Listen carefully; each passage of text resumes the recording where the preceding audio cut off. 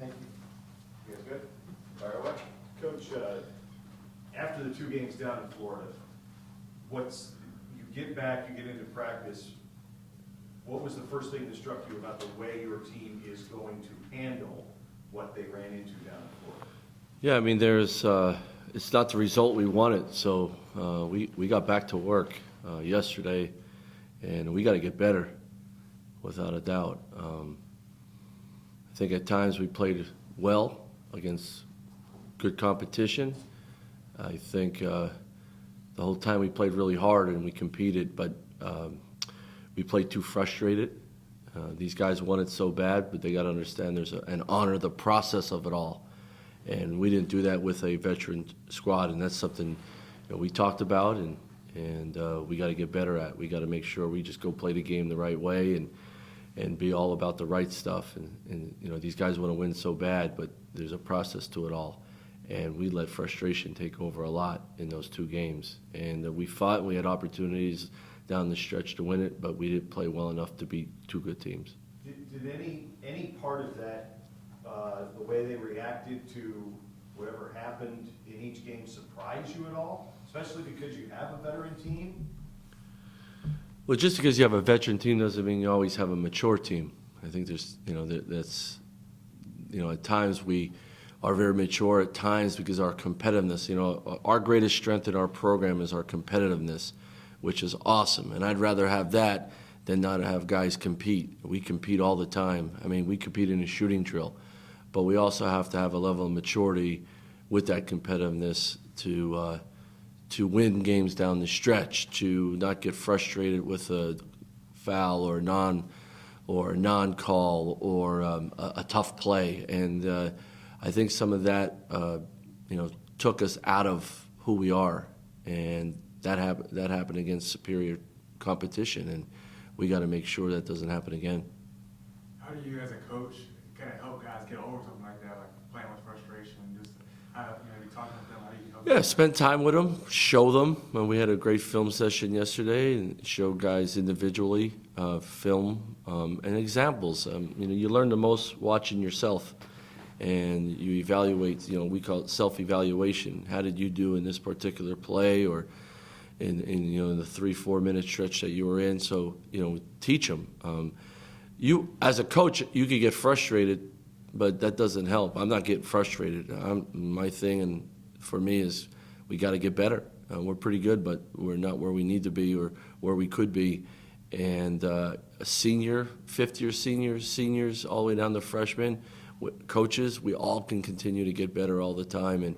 And I got to keep these guys, their feet on the ground and be in the moment. But we've got to do it at a level of maturity, and we got to find ways, even when things aren't going our way, to stick to the process. Looking at all things that maybe didn't go so well in those 2 games, the turnovers, the shooting against Purdue, shooting at times against Tennessee, but still both just lost by 3 points. So how much growth can come out of that? Like, you still were obviously in those games. You still can compete with those types of teams. So how much growth can come out of that? There was a ton of growth. That's why we go play those tournaments. But ton of growth. I think we got some great minutes from some young people. I thought certain guys kept their composure for the weekend, even though they might not have been making as many shots as they have in the past. And there was some good things. I thought the way we battled teams that were bigger than us, I think that that's a sign of going in the right direction. But you don't get the result. You're disappointed, and I want that disappointment to fuel our guys to get better and not beat ourselves.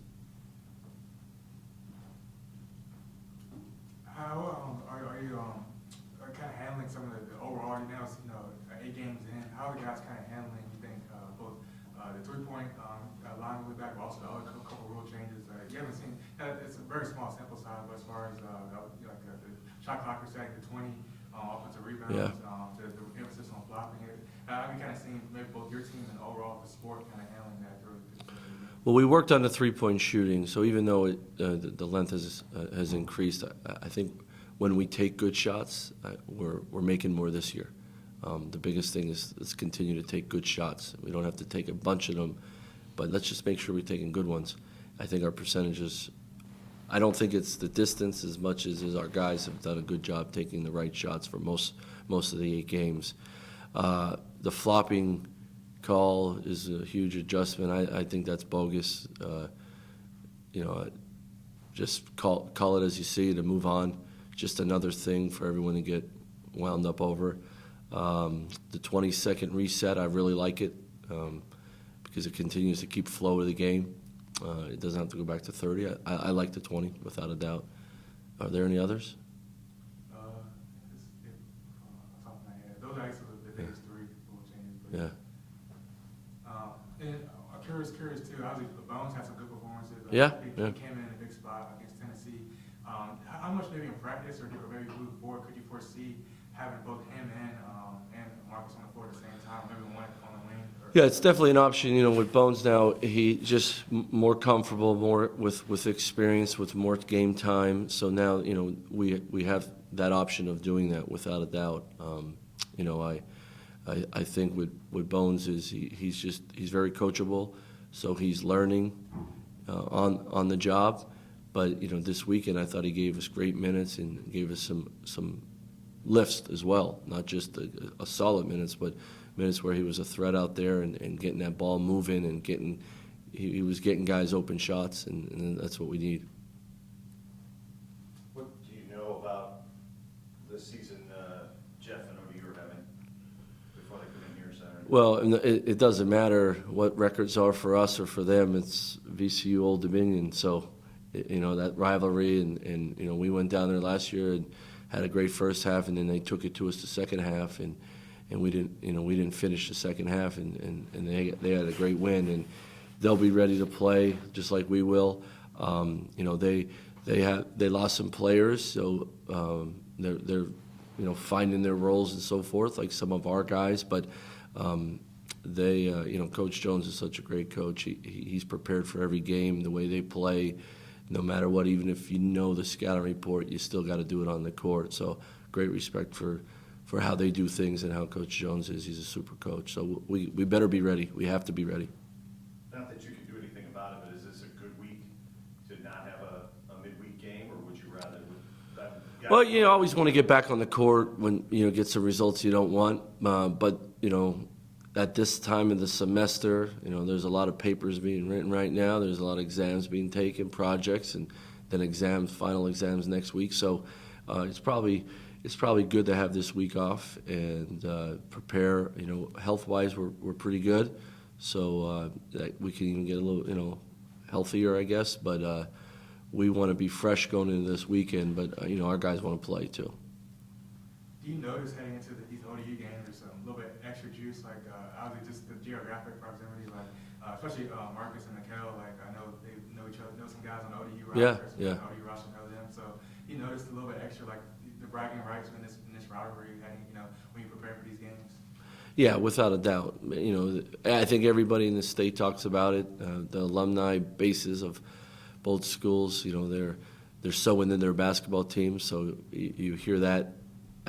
You hear all of that. I think for the players, when it's an in-state game like that and the rivalry part of it, and they hear about the tradition from former players and other people, that brings some juice, like you said. So it brings some juice to it, an incentive, and that's why you got to be ready. But that's the fun of it. I mean, you want games like that, even in early December, of a rivalry game that's going to get everybody excited. I'm all about it. Our guys are excited about it, and we want to get back on the court. Xavier Green, they're getting some more scoring from him this year. He played well last year, but you kind of watch film on them, be ready for them. How's he maybe grown since last year? Well, he had a specific role last year because of Stith and Carver, and he was great in his role last year. That's why they won the conference championship. And he just last year, especially at the end of the year, he got better and better and more versatile. He's a very versatile player. He could score at all different levels. He has a nose for the ball, and he knows that he's got to score the ball for them and for them to do well and make big plays. So, there's a guy with great freedom and confidence, and those guys are major threats, and he's one of them. When you talked earlier about frustrated, there's 2 types of frustrated. There's frustrated mentally, they check out. Your guys seem to be on the the opposite side, frustrated? Was it pressed that they wanted to try to do more than they got? Yeah, that's a great way to explain it, is press. They're pressing, mentally pressing to, they want to play perfect. They want to do so well. They want to get up 30. And it's not how it goes. It's not how the game goes. And I appreciate them that they care so much, and I appreciate that they want it so bad. But that's not the process part. You have to honor the process. We used to use that term here all the time, and we're going to get back to it. There's a process to it. There's a process of each offensive possession. There's a process to the defense. There's a process throughout the game that they're going to have a run, we're going to have a run, and honor the process and just be about all the right stuff. And it's really hard to beat good teams when you play frustrated, and we got to mature over that. And part of it is because the guys want it so bad, and it's even though we play like everything's a sprint, it's still a marathon. It's still a long journey, and you're going to go through some stuff, and all that stuff has got to make us better. If we accept it, we own it, and then we improve on it and get better. And that's I told the guys, I said, you go through stuff like this. I wish we were undefeated. I wish we won every game. But it's not how it goes for a lot of teams all year long. But it's the teams that really learn from that, even from wins, and improve and get better, and don't make the same mistakes.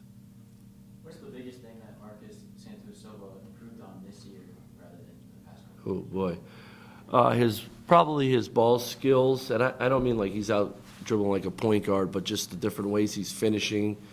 He could put the ball on the floor for a little bit, and it's hard for his man of that size to guard him. And then his footwork, without a doubt.